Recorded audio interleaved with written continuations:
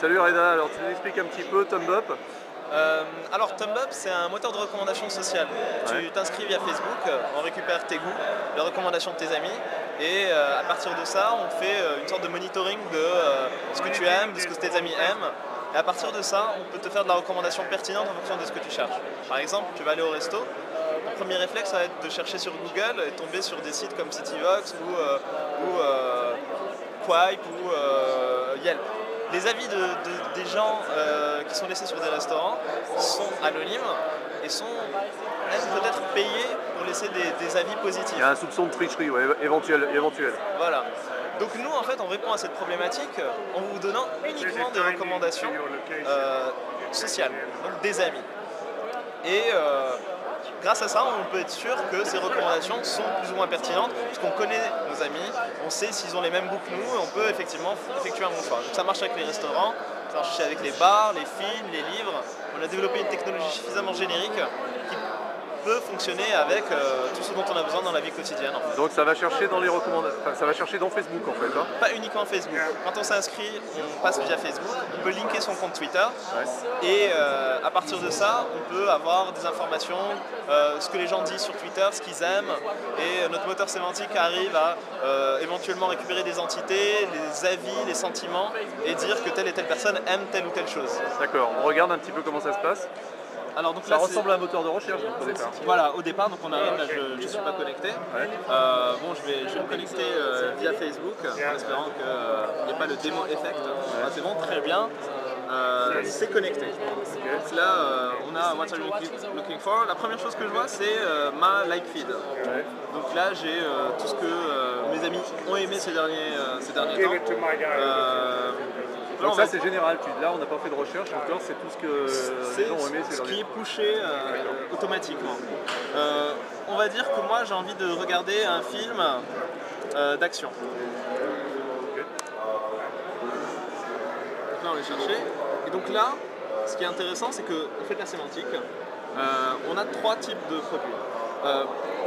Products, people, mais aussi places, les endroits où on peut aller.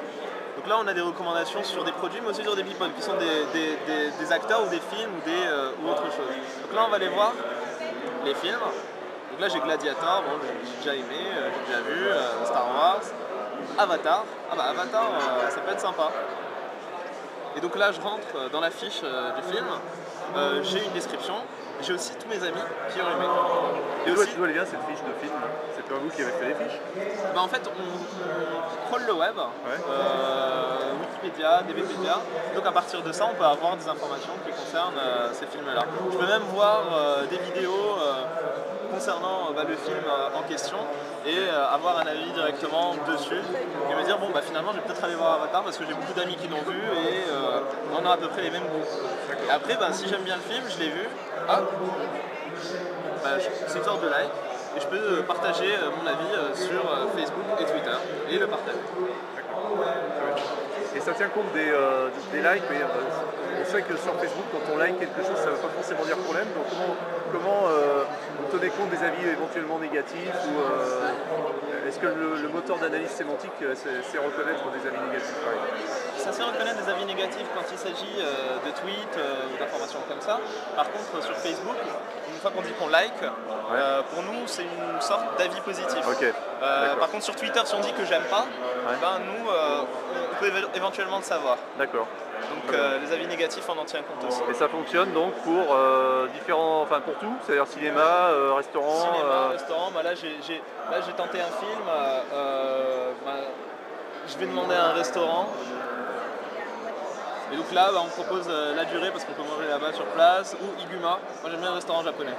Et donc là, il a tenu compte de l'endroit, c'est-à-dire que c'est pas très loin de là où on est en ce moment. Voilà, c'est pas très loin de Paris. On est à Paris.